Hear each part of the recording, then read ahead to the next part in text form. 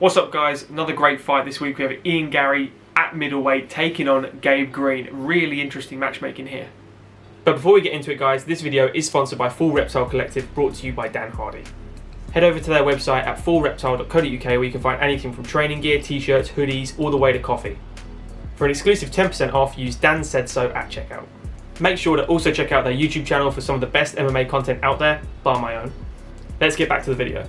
Alright guys, we'll start with Ian Garry because he's obviously taking this fight at middleweight now, which is a little bit of a weird one to me because I don't think he's even tested at welterweight yet. You know, he had a really decent debut against Jordan Williams. He was getting pieced up for the first few minutes and obviously set the trap, landed that counter right, sat Williams down, finished the fight, brilliant.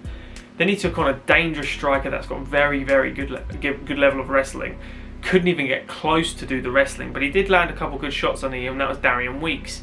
Gabe Green is almost like a middleweight version of Darian Weeks to me. He's got extremely good boxing in the pocket, but all the people he lands heavy on typically don't move laterally. They stand there and they remain frozen like a deer in headlights when he lands big, and I'm assuming it's a common effect because he lands so heavy and he kind of stuns his opponent, allows him to land those heavy flurries, those power hooks over the top and really devastate people. Ian's not going to be that guy. He's going to be on the bike, he's going to be kicking your legs out from under you, he's going to be feinting low and going high with that switch high kick. He's got beautiful technique, front body kicks, keeps you at bay, uses it as a jab. He's 6'3", he's got a great frame, which is why I imagine he is taking this middleweight fight.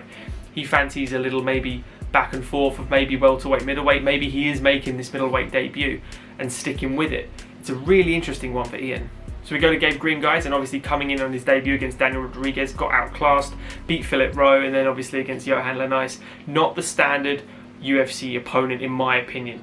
That's just me. I thought he had a good showing on the Contender Series, but I just don't think he was ready for someone like the UFC, especially like someone as powerhousey and as powerful and dynamic as Gabe Green. I do think he's not the level of Ian Garry either. I think Ian Garry is far beyond technically striking wise. I think Ian has a very underrated ground game which people haven't seen because he hasn't needed to use it. The last time he obviously used it, he needed Kimura Jack Grant in Cage Warriors for that title in the second round. He has got very good jiu-jitsu off his back. Training at Sanford MMA now obviously. I really like Ian Garry here. I think Ian Garry is the future for a reason. He's got a lot of hype behind him. He's massive in Ireland. Europe scene has him, you know, as a future champion. I'm not too sure that he's going to reach that potential, but at the moment the kid's got absolute cockiness for days. He needs a little ego check, and I think Gabe Green could potentially give him that. If Gabe Green mixes it up, kicks his leg from under him, stops the movement of Ian Garry, you've got to stop that movement. When you get him against that cage, you absolutely hammer his body, really slow him down, get that cardio nullified.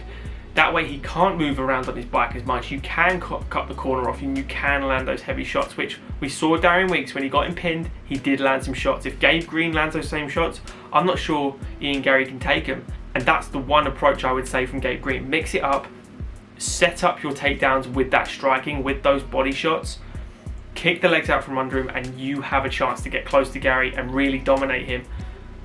That's the best approach. If you don't do it, Ian is going to dance around you, smash your legs to bits and set a trap, and you are going to fall into it because he is such a high level of striking right now. So guys, I am going Ian Garry. I think technically he's much better than Gabe Green. I am playing devil's advocate obviously in these videos, so if you just said, well, he's just said loads of good things about Gabe Green there, that is true, but I do think Ian Garry has more than enough to beat him. Ian Garry's powerful in his own right and he's not cutting weight this time, so it's going to be really interesting to see how his frame transcends into middleweight here and how powerful he can be. Maybe he's doing it for a reason, and you know, you got to back his decision. So let us know guys what you think is going to happen. Like the video if you have enjoyed it, subscribe to the channel if you want to, and enjoy the fights. We'll see you in the next one. Cheers guys.